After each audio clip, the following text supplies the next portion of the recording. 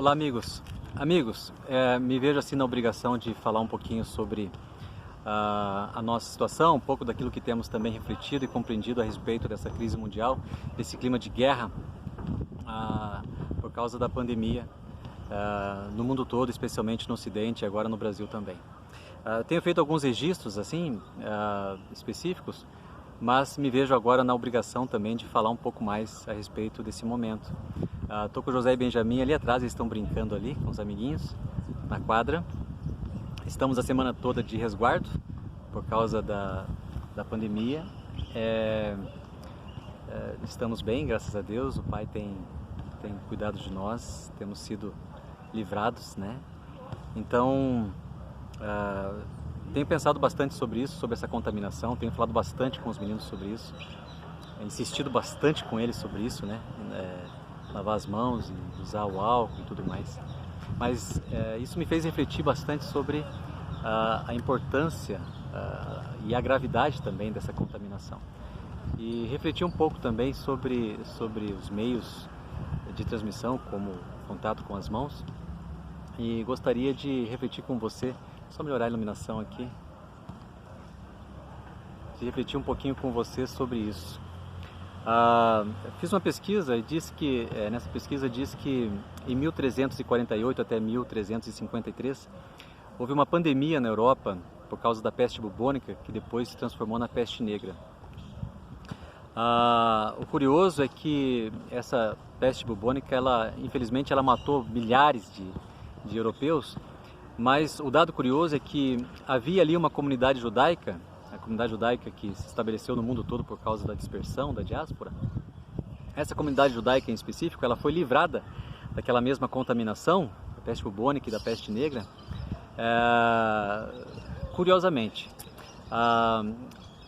Os europeus locais, os contemporâneos ali daquela comunidade, os moradores ali próximo, julgaram que era justamente por causa da comunidade judaica que eles estavam sendo acometidos daquele contágio e daquela desolação terrível. E eles investiram então cruelmente contra os judeus, a ponto de tirá-los de casa, levá-los para a praça pública e queimá-los vivos. Muito parecido com aquilo que aconteceu em Gósen, né? Em Gósen também os judeus não foram cometidos pelo mesmo juízo que se estabeleceu ao longo de um ano todo no Egito. Os judeus que estavam protegidos em Gósen, diz a narrativa que nem um cão dos hebreus rosnava enquanto o juízo acabava com todo o território do Egito. Parecidamente com isso, então, na Europa, ali especialmente nos países como Alemanha, França e Espanha, os judeus naquela ocasião foram livrados, não apenas por uma ação sobrenatural, mas constatou-se depois que era justamente por causa dos seus hábitos, por causa do seu comportamento de higiene, por causa do seu comportamento de limpeza.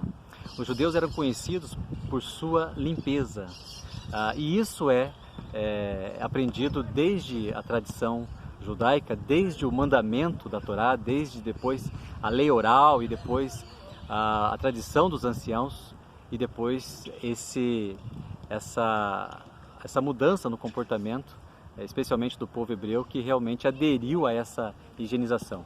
Para se ter uma ideia, todos os Shabbats os judeus tinham que tomar banho para se apresentar limpos para o Shabbat, porque o Shabbat é uma convocação e é uma solenidade importante e o judeu não abre mão disso.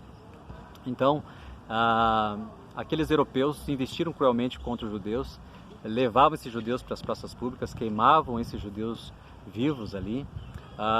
E depois a Escola de Medicina de Paris fez um estudo do caso e descobriu que a razão por causa daquela peste negra, a causa da peste negra, na verdade, foi uma mudança na atmosfera da Terra por causa do desalinhamento de 3 planetas, Marte, Júpiter e Saturno. Então, depois colocaram isso como até mesmo uma comprovação científica a respeito do caso. Infelizmente, na ocasião, os judeus pagaram um preço caro. Mas eu quero chamar a atenção para o fato de ser um hábito que foi adquirido, um comportamento adquirido por causa de uma tradição, a tradição dos anciãos, que foi adquirida por causa de uma lei oral e que foi também produto de um mandamento, de uma mitzvot, né? E a mitzvot está em Êxodo capítulo 30. Ali já tem um mandamento a respeito desse assunto quando Adonai ordena a Moshe para que ele comunicasse a Arão imperativamente, assim, que Arão não poderia entrar no santo lugar sem antes lavar as mãos na pia de bronze, ele e os seus filhos sacerdotes também. Depois do altar do holocausto, onde os animais eram sacrificados, imolados, queimados, antes de adentrar no lugar santo e depois no Santo dos Santos, eles tinham, antes daquela administração com a menorá, com a mesa dos pães e a mesa do incenso, eles tinham a obrigatoriedade de lavar suas mãos na pia de bronze. Isso fala de ações sendo purificadas, também tinham que lavar os seus pés, porque isso também fala de caminhos sendo purificados. Sabemos que o Eterno quer nos instituir como reino sacerdotal, e isso é muito pertinente para nós. Temos que purificar as nossas ações, temos que purificar os nossos caminhos, nos lavarmos dos nossos caminhos, maus caminhos, e das nossas más ações. Isso fala da nossa conduta como sacerdote. E depois isso acabou se tornando até, finalmente depois, como um comportamento, um hábito para os judeus. E isso é muito interessante. Salmo 51, verso 2, o salmista Davi fala naquela ocasião em que ele foi confrontado pelo profeta Natan a respeito do seu pecado com Betseba. Ele comenta que, na oração, ele fala o seguinte para o Eterno: lava-me, ó Eterno, das minhas iniquidades, purifica-me dos meus pecados. Então essa lavagem do sacerdote, Davi como uma figura de sacerdote também, profeta também, é muito necessária para a conduta do profeta, do sacerdote. Tem que fazer essa lavagem das condutas, do comportamento, do caráter, etc. A respeito dessa contaminação, Yeshua fala em Mateus capítulo 15 e também em Marcos capítulo 7, ele comenta sobre isso. Diz que alguns fariseus e escribas saíram de Jerusalém para ter com Yeshua, e ao chegarem a Yeshua, observaram que os seus discípulos não lavavam as mãos antes de se assentar para comer. E aí questionaram Yeshua a respeito daquele procedimento dos talmidim, dos discípulos. E Yeshua diz ali, confronta os fariseus, dizendo que em nome da tradição dos anciãos, eles também quebravam vários outros mandamentos. E ele cita ali alguns mandamentos que eram quebrados pelos fariseus. E os discípulos não estavam lavando as suas mãos antes de comer. E aí Yeshua completa a parábola que estava sendo direcionada tanto para os fariseus como para a multidão, dizendo que realmente o que entra pela boca do homem não contamina o homem, mas aquilo que sai da boca do homem, porque aquilo que entra desce ao ventre e depois sai para um lugar escuso. Não deixa de ser uma contaminação, até mesmo nas palavras de Yeshua, encerrando a parábola. Mas depois, ao final da parábola, já com os talmidim, com os discípulos pedem para que ele conclua melhor aquela parábola e ele faz a menção então do coração. Eu estou me referindo ao coração do homem. Aquilo que sai do coração do homem pela boca, isso sim é que contamina o homem. Aquilo que sai da boca do homem e que veio do coração, isso sim é o que contamina o homem.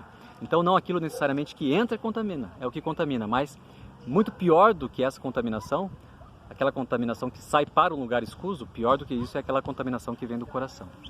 Interessante que a contaminação que vem do coração e sai pela boca, ela é realmente muito mais letal.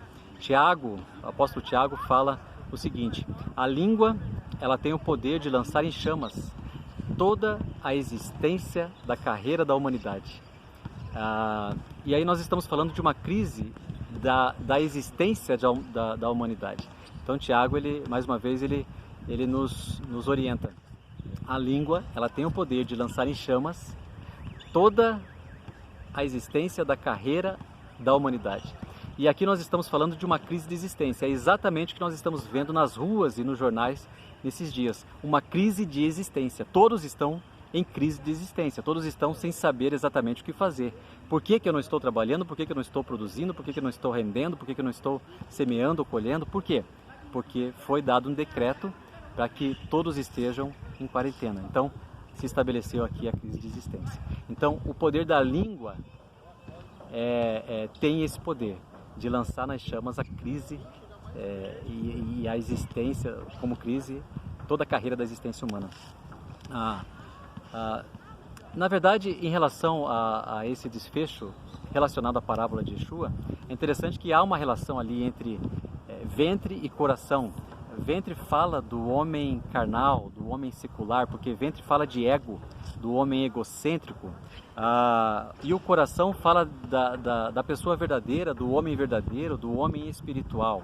Então, Yeshua está alertando para a manutenção da saúde desse homem espiritual, né, dessa integridade desse homem espiritual.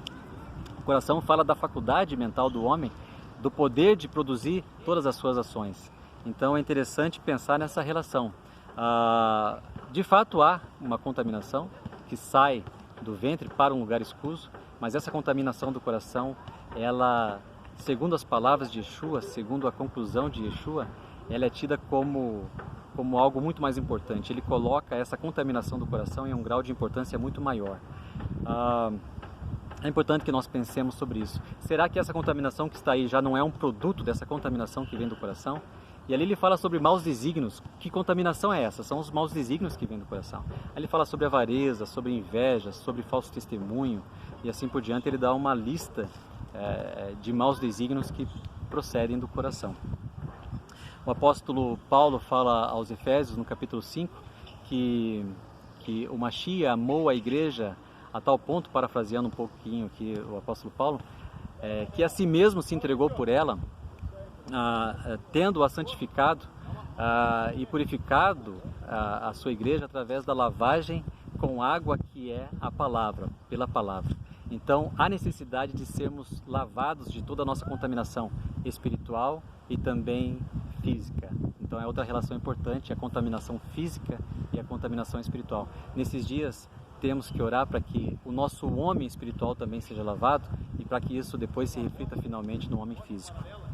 O apóstolo Pedro faz uma referência importante também sobre isso. Ele fala que nós somos regenerados pela palavra. A primeira carta do apóstolo Pedro, capítulo 1.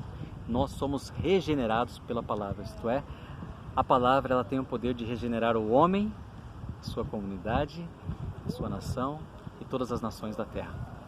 Então a minha reflexão está baseada nisso, sobre a verdadeira contaminação, sobre a contaminação que procede do coração e especialmente sobre a purificação do coração, do homem espiritual, para que depois isso se reflita no homem físico e no homem natural. Talvez esse pecado esteja também um pouco sob a responsabilidade do sacerdócio. O sacerdócio ele precisa reaver a sua conduta para que não tenhamos aí juízo sobre as nações da terra e tenhamos a nossa conduta regenerada, as nossas ações e os nossos caminhos lavados, purificados, regenerados, a fim de que possamos, no mínimo, nos posicionarmos então como sacerdotes e intercedermos e também como profetas para alinharmos e atualizarmos todas as nações e os homens a respeito dos desígnios do Eterno. Então, por aí vai essa reflexão. O tempo é curto aqui no Instagram, não pode mais que 15 minutos, senão poderíamos continuar falando mais, mas eu compactei um pouquinho aqui aquilo que temos refletido e a gente vai atualizando na medida da necessidade daquilo que é possível, tá bom? Shalom a todos, saúde para todos, saúde no coração e saúde no físico também. Shalom de Adonai a todos.